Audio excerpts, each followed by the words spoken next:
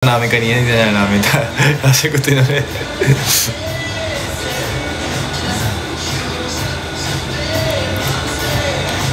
Are you guys living together? Kind of. I have my own condo. Yeah, he has his own But condo. kasi nga since I only have like mga 3 to 4 days off per month, parang I just want to spend it with him. Yeah. So pumunta na lang dito sa... Guys, kasi nga, di ba, during this months, ngayon na lang. So basically, naka-live-in kami right now. But of course, Rocky is still a med student. And malayo ang BGC sa Manila, where he studies. So he still have to go back there kapag, back to school na. So ngayon, as of the moment, yeah, dream country na puntahan nyo as couple and why? 1, 2, 3, go! Japan! We wanna go to Japan. Wait, that's my friend. Wait lang. Wait. That's my best friend. Si Dame Son. Nasaan na siya? Hi! Nanonood kayo mga tropa mo sa'yo. What's up, guys? What's up, guys? See you. Uy, we're planning. Hi, Sperm group Sperm namin, group. sorry. But yeah. Hi guys, hi Kurt, hi Singson, hi Kim. What's up, brothers? Mag-host kami next time dito ni Rocky for friends. Yeah, we're gonna host our friends here. So we're gonna host, yeah. Dinner kami. Dinner here sa condo. Full of people I love falling.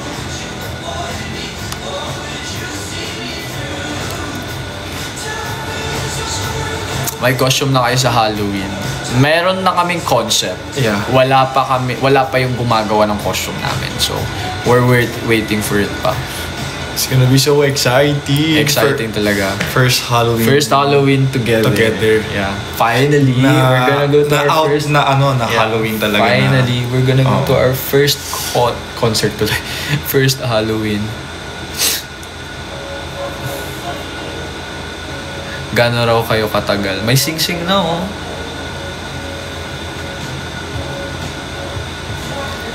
Siguro on that part, we kinda wanna keep it private. Ish. Will you marry? Char. But we both have our rings na. Show them the rings. Extend po kayo till 2026. I can't extend na guys, till 2026. I'll be focusing on med school na starting next year.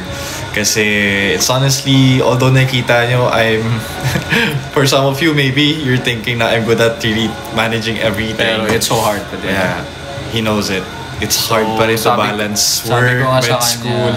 As much as like we want to do it, of course, importante pa rin talaga na he wanted to be a doctor, guys. Of course. That's my dream. And it's his dream. Nagkakasakit na kasi ako. Nagkakasakit na ako. Kaya sa mga this past few months, ilang beses ako nagkasakit. I have a story for them. So, baka may mga nanonood ng mga students ko sa Baguio. So, one time, umakyat pang-anim na ata. Pang-6th time ko na umakyat ng Baguio that time. And then, parang pagod na kasi nga ang daming work, ang daming ginagawa sa med. Tapos, nagkasakit na ako. And then, pag akyat ko ng Baguio, I was not really feeling well na. And then, in the middle of lecture, nahihilo na ako. Tapos, nilagnat ako bigla. Tapos, di na talaga maka-function. Lumulutan na yung utak ko basically. Di na ako makapagturo. So, I had to cancel my class. And then, wala akong kasama nun sa hotel. Wala kasama nun, guys. Wala akong kasama. And I was so sick. Tapos pinaka-cancel ko na. Although, I'm very thankful naman sa mga staff dun sa Baguio. Kasi binigyan naman nila ako ng gamot. Pero of course, di naman ako papaalaga dun sa mismo hotel. Di ba? Papasama sa kwarto. So, I called him. Sabi ko, Juju, I'm really sick right now. But, so, sinabi ko na sa kanya, I just want to inform him. And then, he messaged me na akit daw siya ng Baguio. Tapos yun, hindi ka na naka-reply nun eh. Pero you sent all the details. Kasi nakatulog na ako. Masama tapos, yung pakiramdam. pagising ko mga gabi, dumating siya ng Baguio. Tapos, yun, siya nag-alaga sa akin, guys. Of course, that's my baby. Ayoko naman na mag-isa mo doon. Tapos may sakit pa. Every time na magkakasakit ako, is the one who's taking care of me. Which is very new to me kasi I'm a nurse, guys, so... So umakyat, like, nalaman ko na ang taas ng lagnat niya, guys. Tapos, di pa siya kumakain noon. Like, as in, like, di pa siya umiinom ng siya gamot. nagdala ng food for me. So, ang ginawa ko, umakyat agad ako ng Baguio. And I think most of my students that time nakita rin kami sa Baguio. Yeah. May sakit, yun yung nakita. First time tayo nakita ng mga students. Hello mga carrots. Hello mga carrots. Bias niya si DK. Yes, my bias is DK. Ini-influensyahan ko na siya kasi next 17 concert kasama ko na siya. Ako sabi ko, sasama ako sa concert ha pag meron.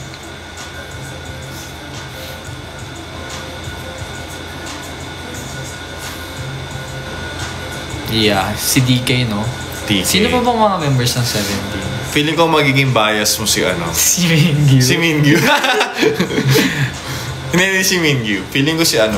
Sino? Hindi ko makilala iba eh. Hoshi. Si Hoshi. Feeling ko rin si Hoshi. Ano Horanghe ka nga, Horanghe. Ganun ba yun? Horanghe. Ay, may favorite po, alam nyo guys, yung ginagawa namin mga posts sa mga past pictures namin, hindi niya alam na Horanghe yun like, yeah, we don't know. Kaya namin nung nag-post ako ginagawa lang talaga namin kasi favorite post namin. Kasi ang cute din ni Rocky pag gumagan. Yeah, but it's Horanghe. It's Horanghe pala. I asked him, kasi pinost ko yun sa channel. Tapos sabi ko, laman yung Horanghe. Ano? Horanghe. Horanghe. Tapos sabi niya ganun daw.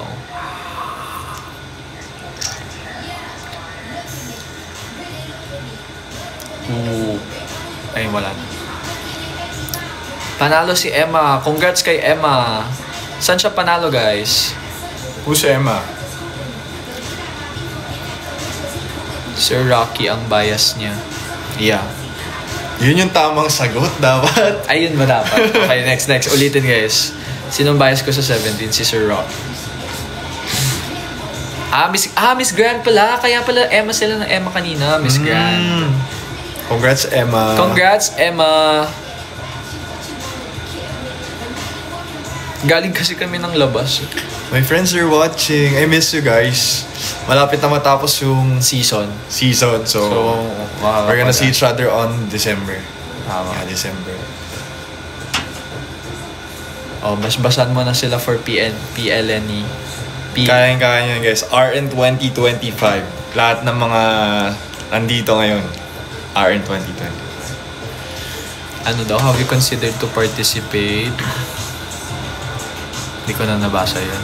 In a pageant competition. Oh, I'm not a pageant guy, guys. I'm small. And I don't have like the pageant. But the face card though. No, love. I don't have the pageant features. Face card. Ako, I used to join pageant. But right now, I can't imagine myself doing pageant anymore. Perry did join, right? In school? Yeah, I think. Ako, no talaga, guys. I'm a small guy. I would just... No. Are you gonna go to... Justin, tama. Are you gonna go to Pride March next? Guys, alam nyo ba? Never pa ako nakapag-Pride March. Me too. So, let's see next year. That's gonna be so fun. I mean, it's finally. We want to go talaga, but, you know, we're not out before. Yeah.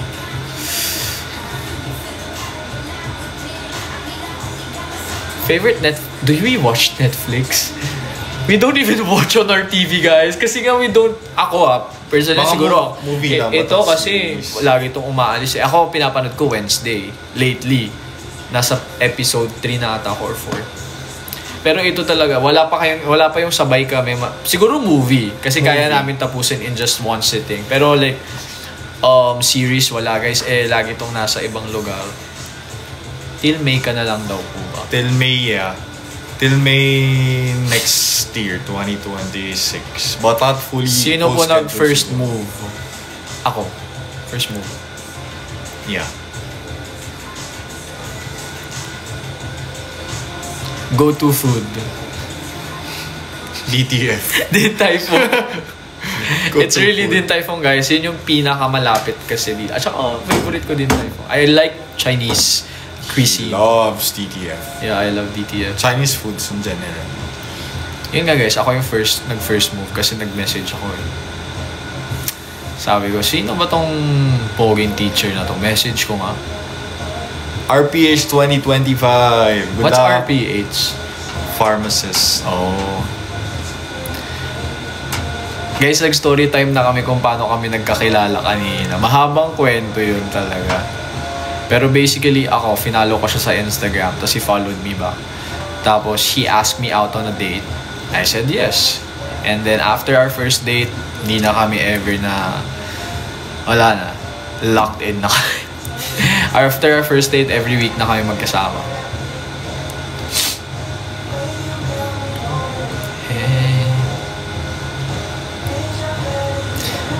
Sino mas clingy? Sino mas clingy sa atin, mahal?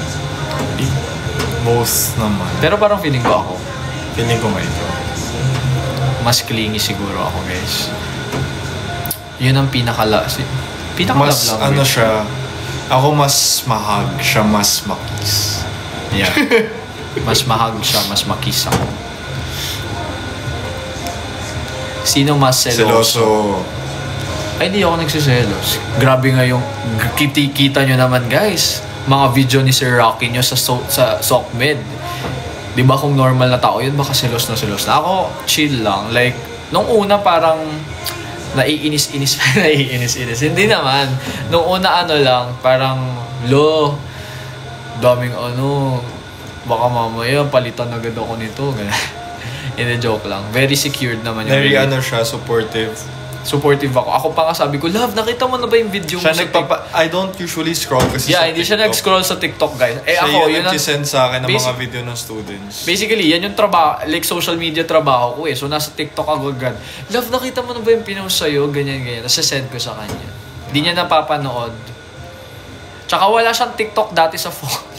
Wala akong TikTok sa phone. Kasi nga... Saka lang siya magda-download ng TikTok pag mag-upload ka ng something. Wala akong TikTok sa phone. Mag-upload lang. Mag-download ka lang. Kasi guys, yung phone ko dati... full story. Alam niyo, okay, ito yung kwento, guys. Kung bakit siya full storage. Super love. Yung mga students ni Sir Rocky nyo, sobrang swerte nyo. Kasi super love kayo ni Rocky. Kasi...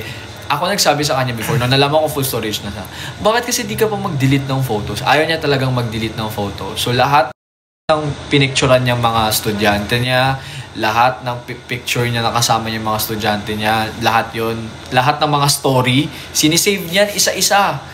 Lahat yan, like mahal na mahal kayo ni Sir Rocky niyo, guys. Kaya sobrang swerte niya. So yun yung reason kung bakit full storage yung isa niyang phone. Because lahat talaga kinikip niya. I don't want to delete it. Yeah, wala siyang dinidelete ni isa. And then, sabi ko yung in-explain niya yun, sabi ko, sige, wag na, bibili na lang tayo ng bagong mong cellphone. Pero niya sinabi sa akin na... Bibilihan ko siya. Sinasabi niya sa akin, sinasabi ko lang, bumili ka na ng bagong phone. Tapos, ito kasi sobrang, alam niyo ba, one thing din kay Rocky, hindi siya, guys, he never treats himself. Which I feel bad sometimes. Treat naman ako sometimes. I mean, like yung mga pero like kunwari, like Pagkain lang. Kunwari sabi ko pala, gusto mo ba bumili ng bagong mong damit? Ganyan. Kasi parang paulit-ulit din sinusuot mo sa lecture mo, ganyan. Baka sabihin nila, hindi ka na naliligo. Sabi ko, bili na tayo ng bagong. Ayaw niya talaga, guys. Minsan niya i-treat sarili niya kahit bagong cellphone hindi. So ako nang gumagawa ng paraan. Partner naman niya ako. Pero guys, babayaran ko yun. Hindi talaga. Hindi ako papayag. Babayaran.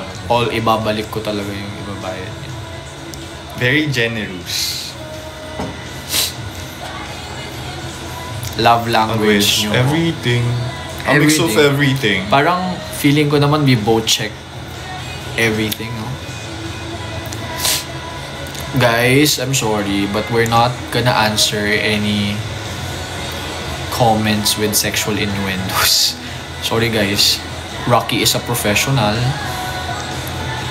Wholesome lang tayo dito. Wholesome lang. Who's older? Wait You're older ng 3 months. 3 months. I'm older ng 3 months. Older siya ng 3 months.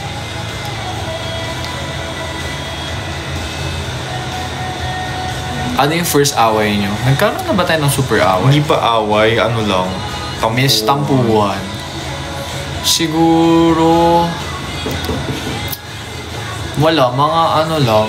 I think in every relationship naman, di mo agad build yung trust. Yeah, feeling ko ako kasi nung una, medyo hindi pa ako 100%. I mean, I don't wanna put my guards down so much. So, may mga times na it affects the relationship na, why don't you trust me? Gaganon si Rocky. And then, I just, burst, ganyan. Pero you know what, guys? He has been a partner who assures me and secures me very well. So, naaayos din agad. Saan hometown mo daw, mahal? Hometown? I'm from Imus, Cavite. But I moved na to Manila after high school. So, I've been staying here at Manila for How's the fashion week? How's the fashion week so far? It's great. I love the show.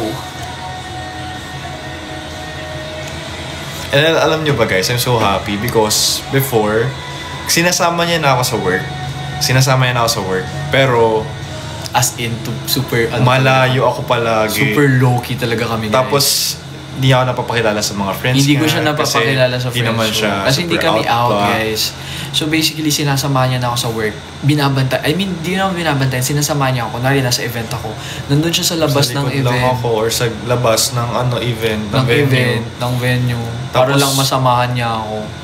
I'm so happy kasi nung nag-out na kami. I can bring him to events finally. Everywhere. Tapos naiyak ako doon. Pinapakilala niya na ako sorry lang. Pinapakilala niya. Don't be sorry. Pinapakilala niya na ako sa mga friends na hindi na namin kailangan magtago. So, yeah. Kasi naalala ko talaga siya, guys. Naiyak ako lang. Okay. Nasa labas lang siya ng event pag sinasamahan niya ako. It's okay. Sorry. It's okay. Don't be sorry. Ala, you're crying. Naiiyak ako talaga pag gano'n. Sorry. It's okay. It's okay. It's okay. So good. Yan.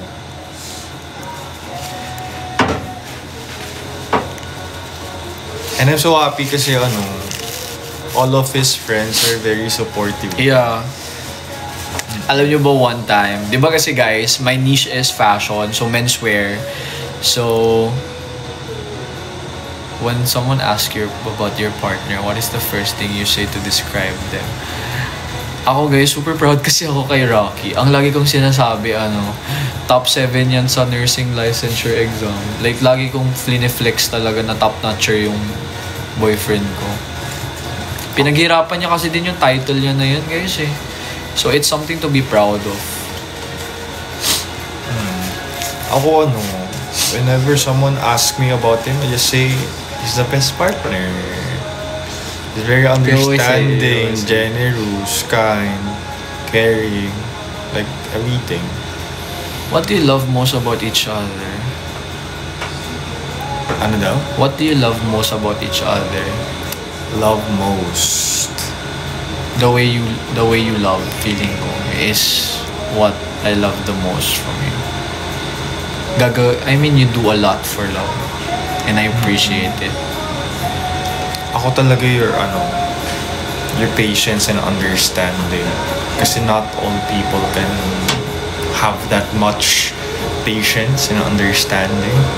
Zodiac sign, he's a Taurus, I'm a Libra. We're match. Yeah. What next event mo, Justin? He has an event tomorrow. Tomorrow, Fashion Week. Last day. And then another event, we have Halloween. So we're invited to Mon Gutierrez Halloween party. And also, we have a family dinner tomorrow. Family dinner tomorrow.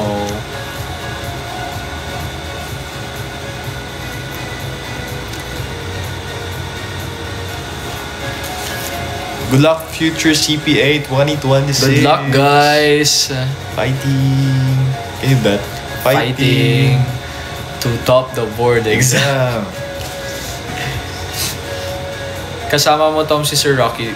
Yeah, sasamahan mo ko bukas na. Yeah. Pero hindi sa event. He's probably just gonna stay somewhere in Aura. Hindi naman ako invited for Manila Fashion Week. Actually, guys, dapat invited din to si Rocky kasi nga schedule niya sa work. So basically, hindi na siya na guest list. And medyo close ko naman creative director ng Manila Fashion Week. I was about to say, kaso guest list close na because they finalized the guest list last week pa. So they weren't, kasi may mga seats kami inside. Syempre walang magiging seat si Rocky kapag idadagdag ko siya today lang.